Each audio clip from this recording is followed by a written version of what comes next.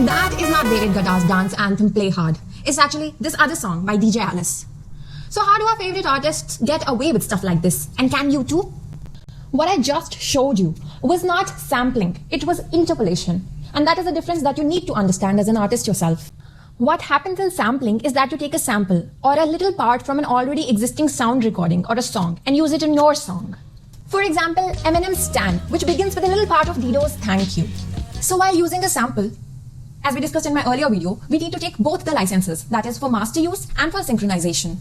There's a misconception that you can use samples by just clearing the samples with tempo change, pitch change, equalization and compression. But that is really, as I said, a misconception. It's true that there's a principle of fair use or the de minimis principle in the US. But what constitutes fair use is a debatable topic.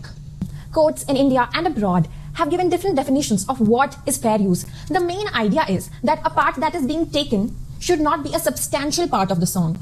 What constitutes a substantial part does not depend on the quantity, it depends on the quality. It is not about whether that sample is 10 seconds or 5 seconds. It's about if that part is so substantial that it could in a way amount to an adaptation of the original song.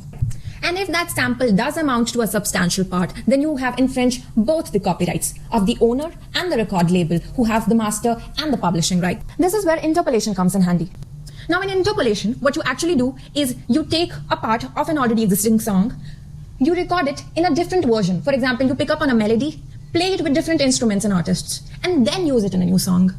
This way, what you have done is that you have not used the existing sound recording and therefore not infringed the master use rights. So in case of interpolation, you only require the permission of the person who holds the copyright in the original musical work, that is the author.